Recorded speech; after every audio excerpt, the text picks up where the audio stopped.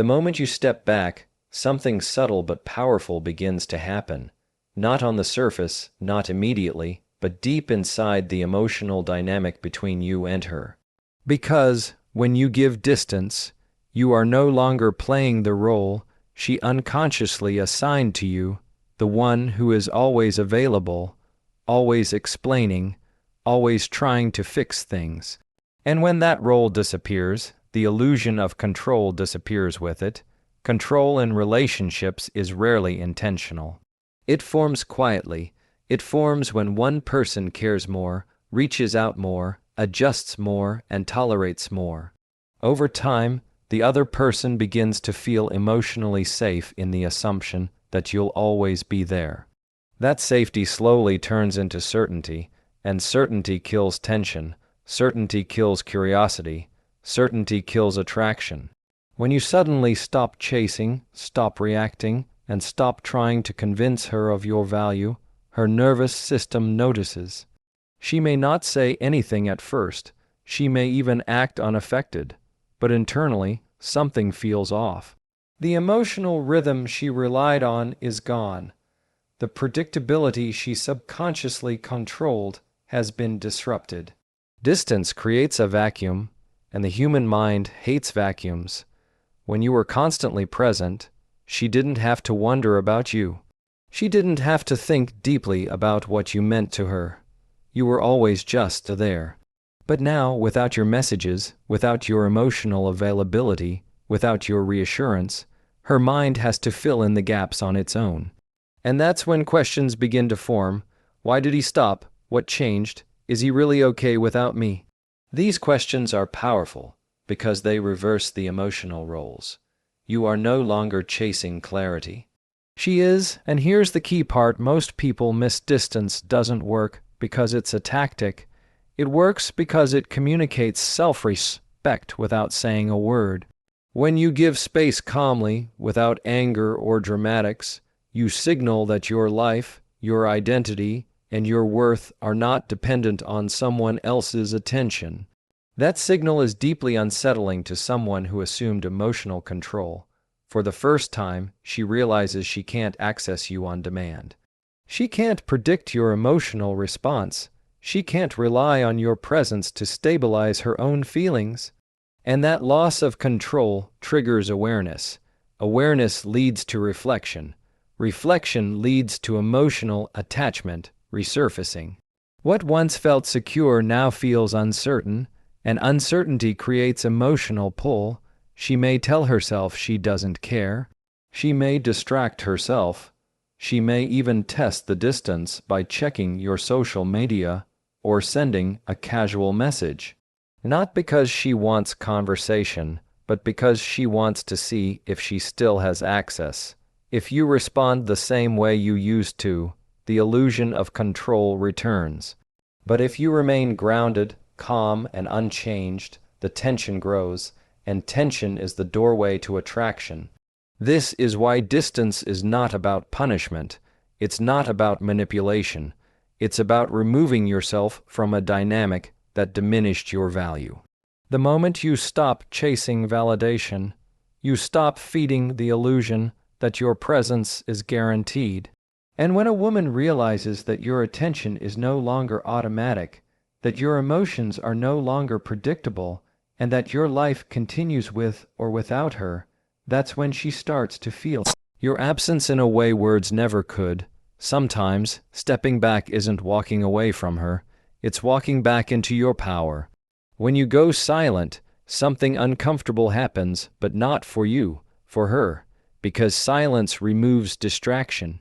It removes emotional noise. It removes the ability to avoid feeling what was pushed aside. And in that quiet space, the truth has room to surface.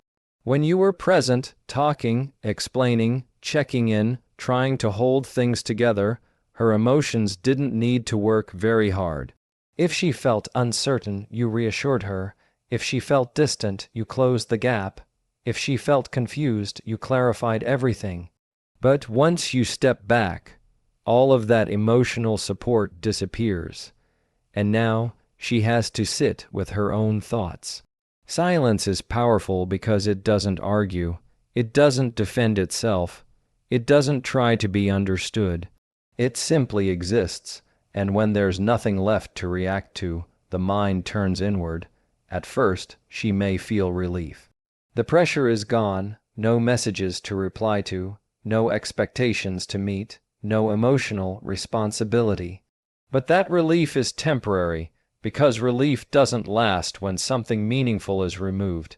It fades, and what replaces it is awareness.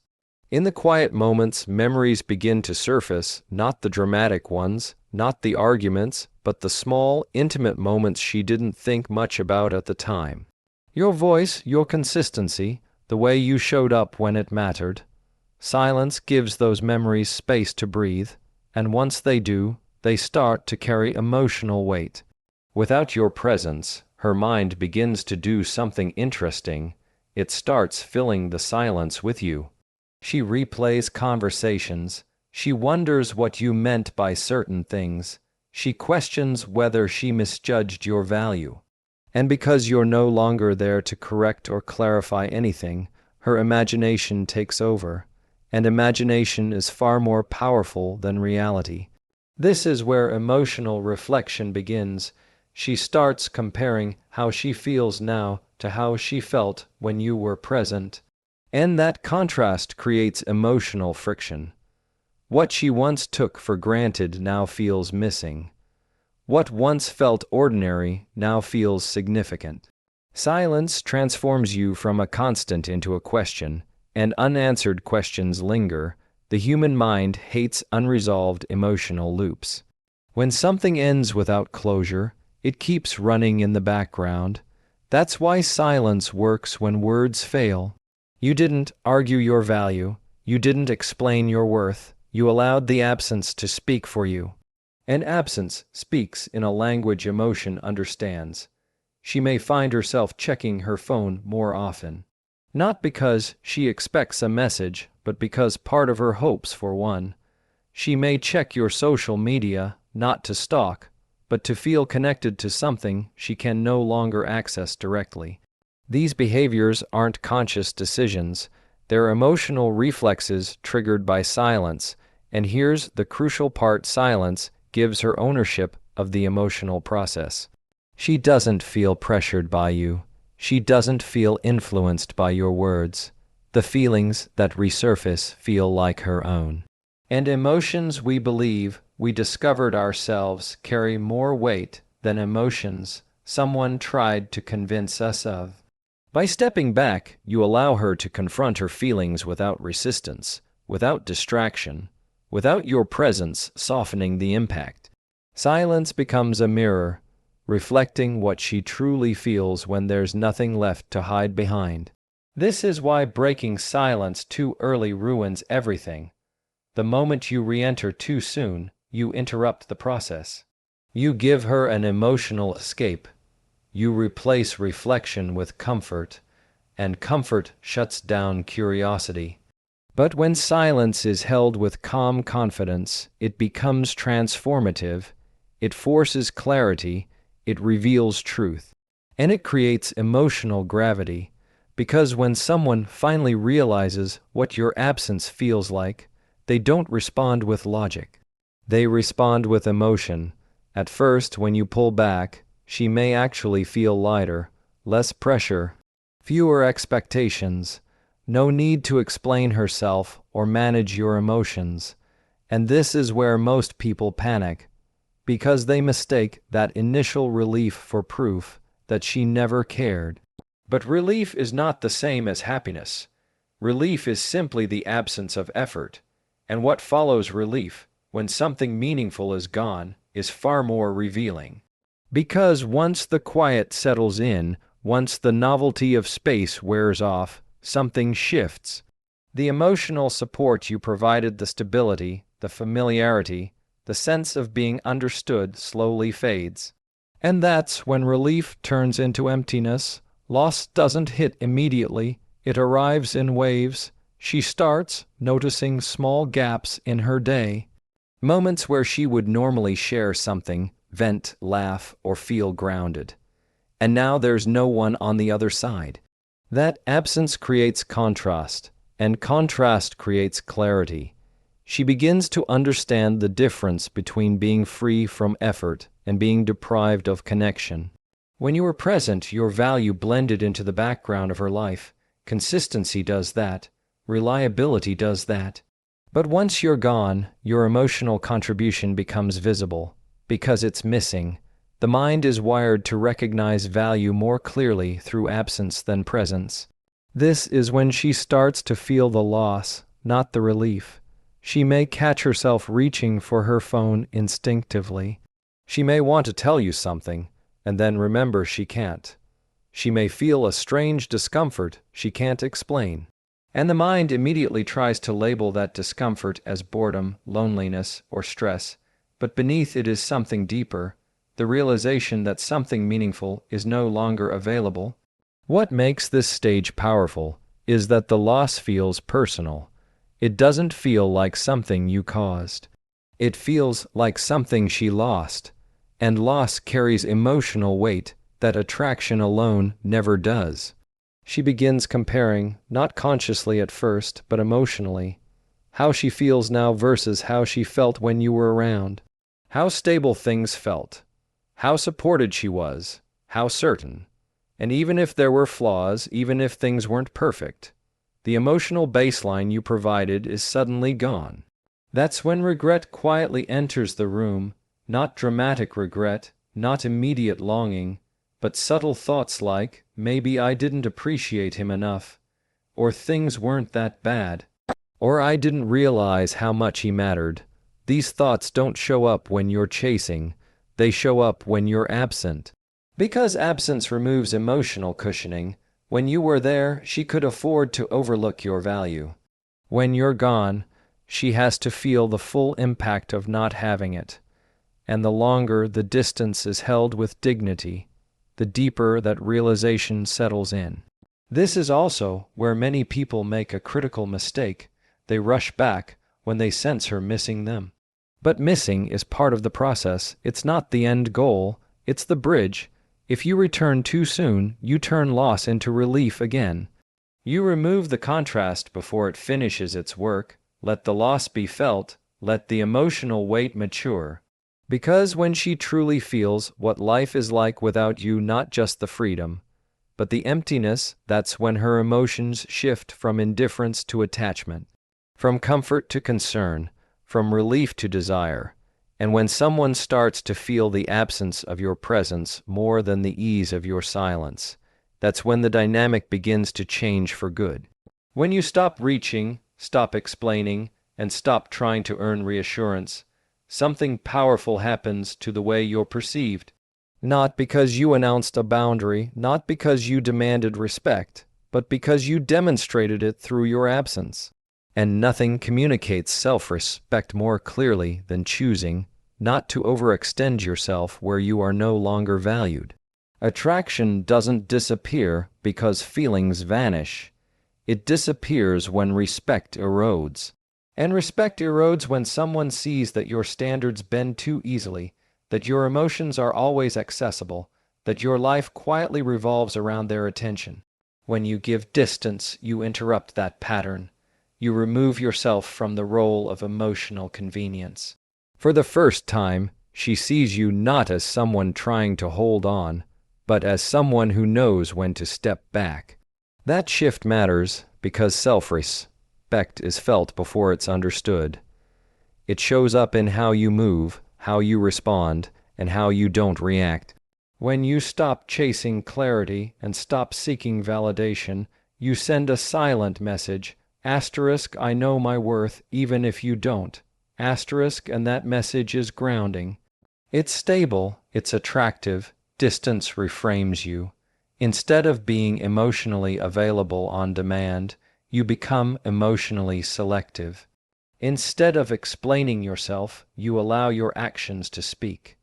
Instead of proving your value, you embody it. And this change doesn't need words, it's sensed. She begins to notice that you're not spiraling, you're not angry.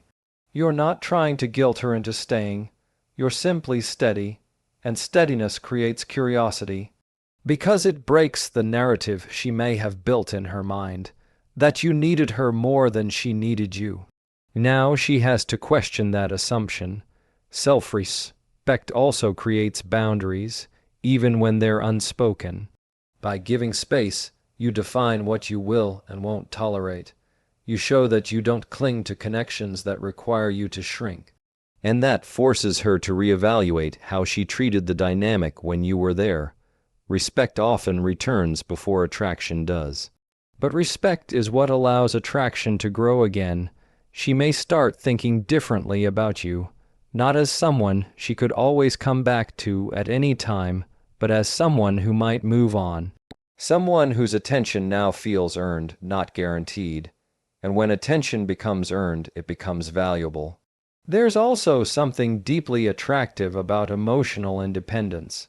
When you give distance, you demonstrate that your happiness is not outsourced to another person, that you have an inner stability that doesn't collapse when someone pulls away. That strength is rare, and rarity triggers desire. This is why begging never works. It lowers your perceived value by placing your worth in someone else's hands. Distance does the opposite. It takes your value back, and when she senses that shift, when she realizes that you're no longer negotiating your worth, it activates a different emotional response. Not pity, not guilt, respect. And respect changes how someone sees you. She may reach out casually.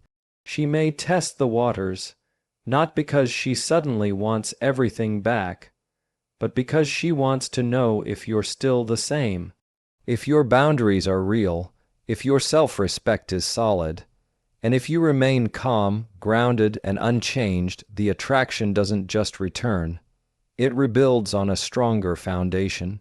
Because the version of you who knows when to step back is far more compelling than the version who tried to hold on. Sometimes the most powerful way to be seen again is to stop asking to be seen.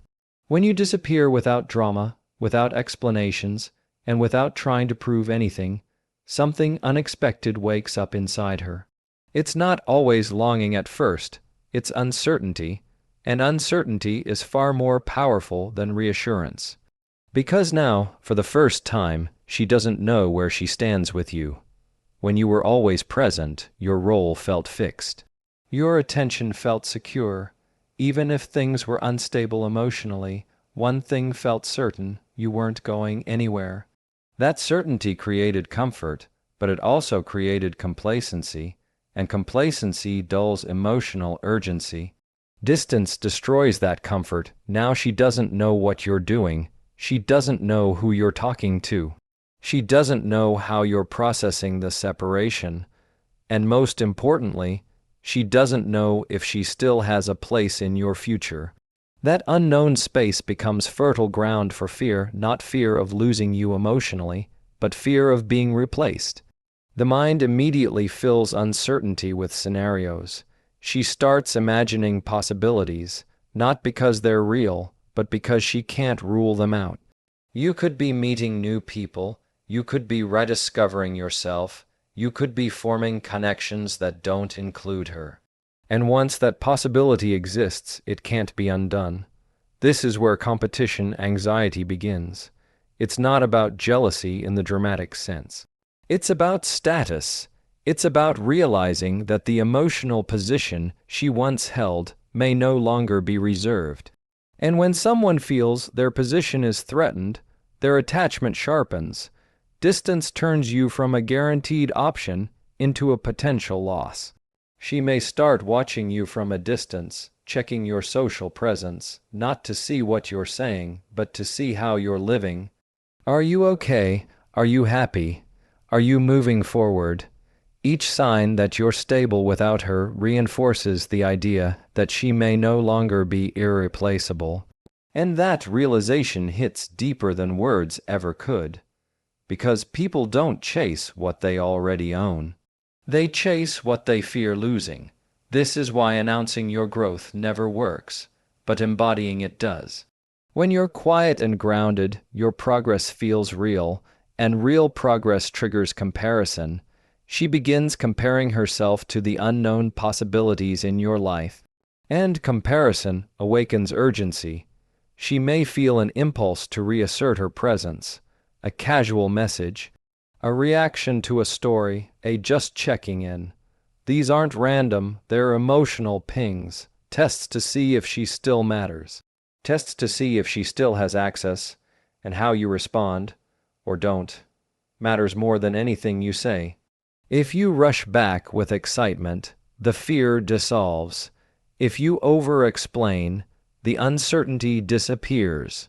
But if you remain steady, respectful, and non-needy, the tension stays alive, and tension fuels desire. The fear of replacement doesn't mean she wants you back immediately. It means she can no longer ignore your value. It forces her to confront the idea that life with you was not guaranteed, and may never be again. That awareness changes behavior. Suddenly she's more attentive, more curious, more emotionally present, not because you asked her to be, but because distance made her feel what it's like to lose her position in your life. And when someone starts to feel that they are no longer the only option, they stop acting like you are. When she finally comes back, it rarely looks the way people imagine. It's not always an apology. It's not always a dramatic confession. Sometimes it's subtle, a message that feels casual, a question that doesn't really need answering, a sudden interest in how you're doing. But beneath that surface calm is something much deeper, an emotional pull that distance created and time revealed. Because by the time she returns, something important has already happened inside her. Distance didn't punish her. It educated her. While you were gone, she had time to feel the full weight of what she no longer had access to. Not just your attention, but your presence, your steadiness, your emotional contribution. And once that absence settled in, it reframed the past. Moments she once overlooked now feel meaningful. Effort she once assumed now feels rare. And value she didn't protect now feels threatened. This is the part most people misunderstand. She doesn't come back because she suddenly understands you logically. She comes back because emotionally something unresolved remains. Distance removes your influence, but it amplifies her feelings.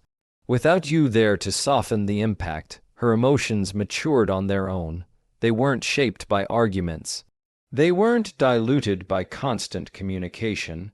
They were allowed to grow in silence, and emotions that grow in silence feel real, personal, and undeniable. By the time she reaches out, she's no longer responding to you. She's responding to what your absence revealed. There's also a quiet urgency behind her return, not panic, but awareness, the awareness that what was once familiar is no longer guaranteed. That you didn't wait, that you didn't beg, that you didn't collapse, and that realization forces her to confront something uncomfortable, that you may actually be gone for good. So when she comes back, it's often to reclaim what she didn't protect, not in a manipulative way, in a human way. She wants to know if the door is still open, if the version of you she remembers still exists, if the connection she once had access to can still be reached. And this is where everything depends on who you've become during the distance. If you return as the same person over-available, unsure, eager to prove yourself, the lesson distance taught her disappears. But if you remain grounded, calm, and self-respecting, the emotional shift completes itself, because now she's not coming back to control the dynamic. She's coming back to earn a place in it. Distance flipped the roles. You're no longer asking to be chosen. She's showing interest in choosing you again. And that only happens when absence has done its work fully. This is why words never could have achieved what silence did. No explanation would have changed her perspective. No argument would have restored respect. Only distance allowed her to experience the consequence of taking you for granted, without you needing to say a single thing. And when someone returns after learning a lesson emotionally, not intellectually, the connection they seek is different. More careful, more intentional, more aware, because now she knows something she didn't before. Your presence was a privilege, and your absence taught her that.